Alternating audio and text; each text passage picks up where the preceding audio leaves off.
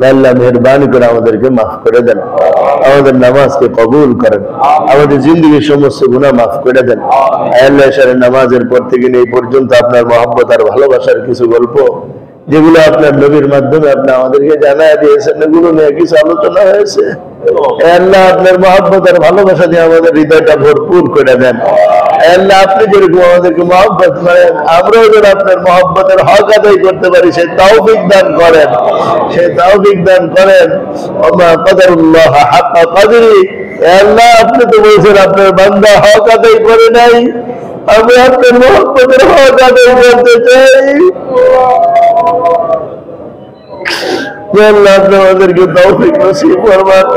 আপনার মহব্বত আর আপনার নবীর ভালোবাসার এই কথাগুলো দেশ দেশান্তরে মুসলমানদের কাছে, সারা জগতের মানুষের কাছে পৌঁছায় দেওয়ার তৌফিক দান করেন।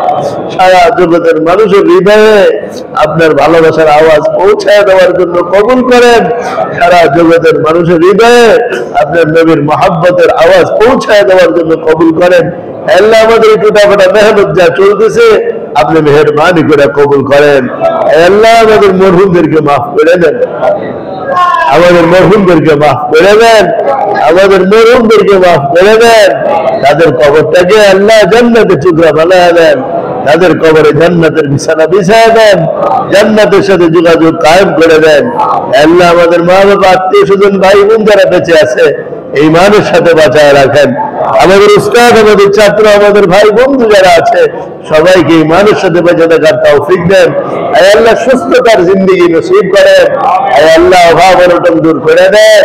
আয় আল্লাহ বিপদ আপদ বালা মুসিবত থেকে হেফাজত করেন। আয় আল্লাহ বাংলাদেশকে কবুল করেন। আয় আল্লাহ এই দেশের মধ্যে আল্লাহ ইমানদার শাসক দান করেন। আয় আল্লাহ এই দেশে কোরআনে আইন চালু করার ব্যবস্থা করে দেন। আয় আল্লাহ কোরআনী শাসনের জন্য আমাদেরকে কাজ করার তৌফিক দেন। আয় আল্লাহ হিম্মত দেন, সাহস দেন, শক্তি দেন। আয় আল্লাহ বুদ্ধি দেন, কাজের কৌশল দেন। আয় আল্লাহ কাজ করে আগে বাড়ায় দেন। আয় আল্লাহ মুসলমানদেরকে মাফ করে দেন, এক এবং নেক বানায় দেন, এক এবং নেক বানায় দেন। আয় আল্লাহ নিজেদের মধ্যকার সমস্ত ভেদাভেদ গুলোকে দূর করে দিয়া সবাইকে এক এবং নেক বানায় দেন। আয় আল্লাহ আমাদের এই মজমাকে কবুল করেন। আয় আল্লাহ আমাদের এই মজমাকে কবুল করেন। আয় আল্লাহ আমাদের এই মজমাকে কবুল করেন। এক ভাই দোয়া চেয়েছে জেহেন শক্তির জন্য আপনি বাড়ায় দেন। রব্বানা তাকাব্বাল মিন্না সাল্লাল্লাহু আলা নবিয়িল কারীম برحمتك يا